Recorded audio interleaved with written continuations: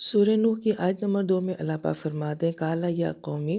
اور نوح علیہ السلام نے فرمایا کہ اے میری قوم، انی بے شک میں لکم تمہارے لیے نذیر و مبین، واضح خبردار کرنے والا ہوں۔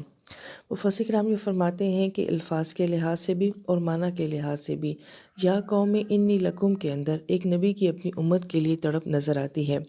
جیسے کہ یا کہنا کہ پکارنا۔ ایک نبی اپنی قوم کو پکار پکار کے اور بلا بلا کر کہہ رہے تھے کہ اے میری قوم، اے میری قوم۔ پھر قومی تھا یہاں پہ، یعنی کہ چھوٹی یا تھا کہ میری قوم، تو اس قوم کو اپنی طرف منسوب کرنا جو کہ شرک میں ڈوبی ہوئی ہے، اور آپ نبی کے معیار کے اوپر ہیں، لہٰذا اتنے اعلیٰ معیار کے اوپر ہونے کے باوجود بھی آپ اپنی شرک والی قوم کو کہتے ہیں کہ تم میری قوم ہو، تم مجھ میں سے ہو، میں تم میں سے ہوں۔ پھر انی بے شک میں، انا جو ہوتا ہے وہ شک دور کرنے کے لیے، کسی چیز کی حقیقت کو بیان کرنے کے لیے یا کسی چیز کی تاکید کو بیان کرنے کے لیے آتا ہے۔ بے شک میں ہی تمہارا سب سے بڑا خیر خواہ ہوں۔ اور پھر چھوٹی یا کے ساتھ اپنی آپ کے ساتھ قوم کو منسوب کرنا کہ بے شک میں تمہارے لیے ہوں۔ اور ہم نے کہا تھا کہ لکم لام جو آتا ہے وہ سامنے والے کی خصوصیت کے لیے آتا ہے کہ اللہ تعالیٰ نے مجھے صرف تمہارے لیے بھیجا ہے، تمہاری بہتری، تمہاری بھلائی کے لیے بھیجا ہے۔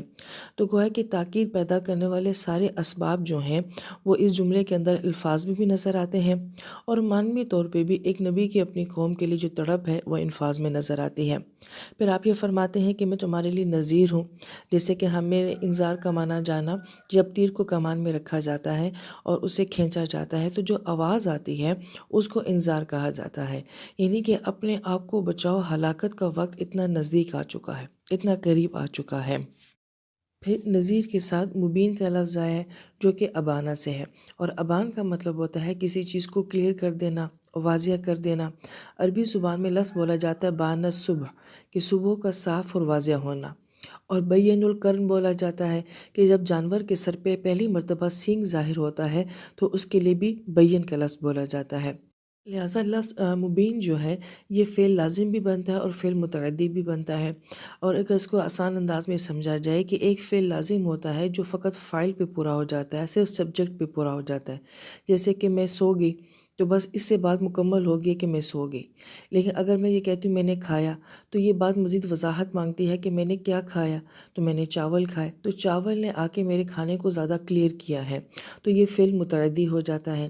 تو ایسی بات جو کہ فقط فاعل پہ پوری ہو جائے وہ لازم ہو جاتی ہے، لیکن جس بات کو مزید ایکسپلین کرنے کی ضرورت ہو تو وہ فعل متعدی بن جاتا ہے۔ اور لفظ مبین کے اندر لازم اور متعدی دونوں کے معنی پائے جاتے ہیں۔ کیسے کہ جو نبی ڈراتے ہیں وہ فعل لازم ایسے ہوتا ہے کہ وہ ڈرانا اتنا واضح ہوتا ہے، اتنا کلیئر ہوتا ہے کہ آپ کو اس کو سمجھنے کے لیے مزید کسی اور بات کی ضرورت نہیں ہوتی۔ اب یہاں سے یہ نقطہ سمجھنا چاہیے کہ انبیاء توحید لے کر آتے ہیں، توحید ہمیشہ بہت کلیئر ہوتی ہے، ٹو دی پوائنٹ ہوتی ہے، واضح ہوتی ہے، اور نبی اپنی قوموں کو جب سمجھاتے ہیں تو فلسفہ نہیں سمجھاتے، کوئی بہت گہری باتیں نہیں کرتے، وہ بہت اسٹریٹ فارورڈ بات کرتے ہیں، صرف توحید کی بات کرتے ہیں۔ لہٰذا توحید بہت کلیئر ہوتی ہے، واضح ہوتی ہے، اور نبیوں کی باتیں جو ہوتی ہیں وہ بہت صاف شفاف ہوتی ہیں، ان میں کوئی گہرائی نہیں ہوتی، کوئی جھول نہیں ہوتا۔ اور اگر یہ سمجھنا ہو کہ مبین لفظ جو ہے وہ متعدی کس طریقے سے ہے، تو وہ اس طریقے سے کہ نبی اپنی قوموں کو جو بات سمجھاتے ہیں، اگر قوم تھوڑی سی توجہ کرے، تھوڑی سی ان باتوں کی طرف دھیان دے، تو وہ باتیں ان کے لیے واضح ہو جانا بہت آسان ہو جاتا ہے۔ پھر یہاں پہ اس بات کو سمجھنا ہوتا ہے کہ قرآن کو بھی مبین کہا گیا ہے، اور لہٰذا قرآن میں یہ دو ڈائمنشن کس طریقے سے ہیں کہ لازم اور متعدی کے معنی، کہ قرآن اپنے پیغام میں بہت کلیئر ہے، بہت سمپل ہے۔ کوئی بھی ایک عام سادہ انسان، دیہاتی انسان جو علم سے کوئی تعلق نہیں رکھتا، اگر وہ کہے کہ میں قرآن سے نصیحت لینا چاہتا ہوں تو قرآن بہت سمپل کتاب ہے، بہت آسان کتاب ہے۔ لیکن یہ متعدی کیسے بن جاتا ہے کہ اگر کوئی یہ کہے کہ میں قرآن کی گہرائی کو سمجھنا چاہتا ہوں، اس کے معنی اور اس کے مفہوم کو سمجھنا چاہتا ہوں، تو پھر اس کے لیے ایفرٹ چاہیے ہوتی ہے، اس کے لیے گہرائی چاہیے ہوتی ہے، اس کو پھر وقت دینا ہوتا ہے، تو پھر گویا کہ یہ آپ کے لیے متعدی بن جاتی ہے۔ لہٰذا ہم یہ دیکھتے ہیں کہ ایک قرآن کو سننا، اس سے نصیحت حاصل کرنا، یہ واضح سے بھی ممکن ہے، لیکن جو بندہ یہ کہے گا نہیں میں نے ترجمہ بھی پڑھنا ہے، میں نے تفسیر بھی کرنی ہے، میں نے اس کی گہرائی کو بھی جاننا ہے، تو پھر یہ کتاب وقت مانگتی ہے۔ تو گویا کہ قرآن ایک واضح سمپل کتاب بھی ہے، مگر سیم ٹائم جو ہے قرآن سمجھنے کے لیے بہت ڈیپ کتاب بھی ہے۔ پھر آیت نمبر 3 میں فرماتے ہیں ان اعبدوا اللہ، کہ نبی اپنی قوم سے کیا کہتے ہیں کہ اللہ کی عبادت کرو، واتقوہ، اپنے آپ کو گناہوں سے بچاؤ، واطیعون، اور میری اطاعت کرو۔ اب ان آیت مبارکہ کا آپس میں خوبصورت ربط یہ دیکھیں کہ نبی اپنی قوم کو خبردار کر رہے ہیں۔ تو پہلی بات ہمارے ذہن میں یہ آتی ہے کہ نبی اگلی بات ہی کریں گے کہ اپنے آپ کو گناہوں سے بچاؤ، لیکن سب سے پہلے جو ہے وہ عبادت کا تذکرہ کیا گیا، اس لیے کہ انبیاء کی ساری دعوت کیا ہوتی ہے کہ مخلوق کو خالق کے ساتھ جوڑنا۔ وہ ان کو اپنے پیچھے نہیں لگاتے، اپنا معتقد نہیں بناتے، بلکہ وہ ان کو اللہ تعالیٰ کی ذات کے ساتھ جوڑتے ہیں۔ تو انبیاء کی سب سے پہلی دعوت کیا ہوتی ہے کہ عبادت، مخلوق کو اللہ تعالیٰ کی عبادت کا تصور دینا۔ پھر یہاں پہ بہت خوبصورت اور غور طلب بات یہ ہے کہ عبادت کے بعد جو ہے وہ تقویٰ کا ذکر کیا گیا۔ عموماً ہم جب قرآن پاک میں تقویٰ کا لفظ استعمال کرتے ہیں تو ڈر اور خوف سے اس کا ترجمہ کرتے ہیں۔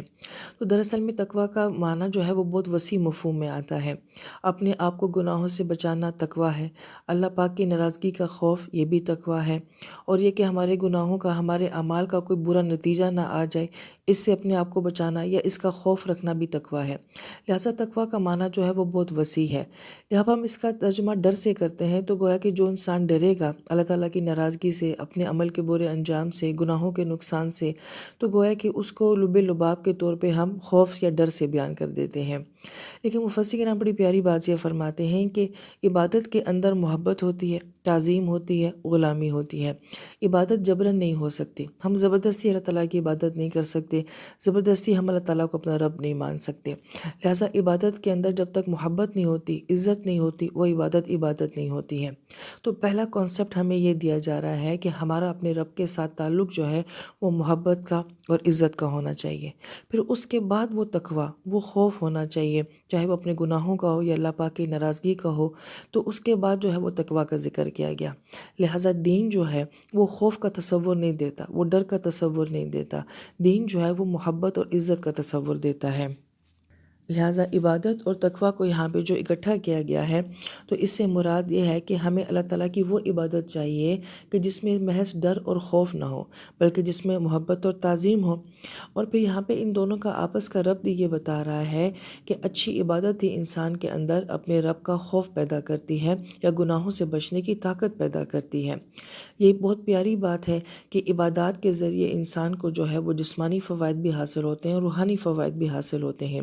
اس لیے عبادت کے بعد جو ہے وہ تقویٰ کو بیان کیا گیا۔ پھر مفسر کرام یہ فرماتے ہیں کہ عبادت بھی آسان ہوتی ہے، ہر انسان اپنے آپ کو بچانا بھی چاہتا ہے، یہ بات بھی بہت آسان ہے، لیکن سارا مسئلہ عطیون پہ آ کے پھنس جاتا ہے۔ لہٰذا یہاں سے بہت ہی اہم نکتہ یہ بیان کیا گیا ہے کہ اگر ایک انسان یہ کہتا ہے کہ میں نے اپنے رب کو پہچاننا ہے، اس سے تعلق بنانا ہے، میں نے عبادت کرنی ہے، یا وہ کہتا ہے کہ میں نے اپنے آپ کو گناہوں سے بچانا ہے اور جنت کے قریب لانا ہے، تو پھر میں کیا کروں، میں کس کو فالو کروں، میرے سامنے کون سا رول ماڈل ہے؟ تو اس کے لیے اطیعون کا لفظ آیا ہے۔ اس کے لیے اللہ تعالیٰ نے نبیوں کو بھیجا ہے کہ نبی بتاتے ہیں کہ اللہ کیا چاہتے ہیں، نبی بتاتے ہیں کہ اللہ تعالیٰ کے ساتھ جڑنا کیسے ہوتا ہے، گناہوں کے نقصانات کیا ہوتے ہیں، نیکیوں کے فضائل کیا ہوتے ہیں۔ لہٰذا عبادت کے لیے اور تقویٰ کے لیے کسی نبی کی اطاعت لازمی ہوتی ہے۔ لیکن یہی بات جو ہے وہ مسئلہ بن جاتی ہے کہ عبادت کرنا بھی آسان ہوتا ہے، ہر انسان اپنے آپ کو گناہوں سے بچانا بھی چاہتا ہے اور برے انجام سے بھی بچانا چاہتا ہے، لیکن جب ہمیں کسی کو فالو کرنا پڑتا ہے اور کسی کو بڑا ماننا پڑتا ہے تب ہماری وہاں پہ آ کے جو ہے وہ بات رک جاتی ہے۔ لہٰذا قوموں کو بھی اپنی نبیوں سے اعتراض کیا ہوتا تھا، ٹھیک ہے رب ہے، عبادت بھی کر لیں گے، ہم اپنے آپ کو بچانا بھی چاہتے ہیں، بچا بھی لیں گے، لیکن تمہیں نہیں فالو کریں گے، تمہارے اندر ایسی کیا خاص بات ہے کہ ہم تمہارے پیچھے چلیں، تمہاری ہر بات کو مانیں۔ اگر آپ اس کو دیکھ لیجئے گا کہ ہماری فیملی میں کوئی انسان ایسا ہے جو نیک ہے یا وہ بڑا ہے، تو اصل مسئلہ یہ ہوتا ہے کہ ہم آپ کی کیوں مانیں اور آپ ہی کی ہر بات کیوں مانیں اور آپ کے پیچھے کیوں چلیں۔ لہٰذا انسان کی فطرت کے اندر جو کجی ہے وہ اس بات کے اندر ہے کہ وہ کسی کے پیچھے نہیں چلنا چاہتا اور کسی کو اپنے سے بڑا نہیں مانتا ہے۔ لہٰذا یہی بات جو ہے ان قوموں کے زوال کا باعث بنی کہ انہوں نے نبیوں کو فالو نہیں کیا۔ لہٰذا یہ بہت اہم بات ہے کہ اطاعت کرنا بہت مشکل ہوتی ہے، کسی کو فالو کرنا بہت مشکل ہوتا ہے۔ لہٰذا آج ایک انسان یہ کہے کہ ٹھیک ہے میں رب کو بھی مانتا ہوں، میں اپنے آپ کو گناہوں سے بچانا بھی چاہتا ہوں، لیکن میں کسی کو فالو نہیں کر سکتا، تو ایسا نہیں ہو سکتا۔ جیسے آج کچھ لوگ یہ کہتے ہیں کہ جی آپ قرآن کی بات کیا کریں، حدیث نہ کوٹ کیا کریں، تو یہاں پہ یہ بات سمجھنی بہت ضروری ہے کہ مجھے تو قرآن نبی کے بغیر سمجھ نہیں آتا، میں تو اللہ تعالیٰ کو نبی علیہ السلام کے بغیر جان ہی نہیں سکتی۔ اور یہاں پہ یہ بات سمجھنے والی ہے کہ اللہ تعالیٰ قرآن میں فرماتے ہیں کہ نبی ہم نے قرآن کو آپ کے دل پہ نازل کیا۔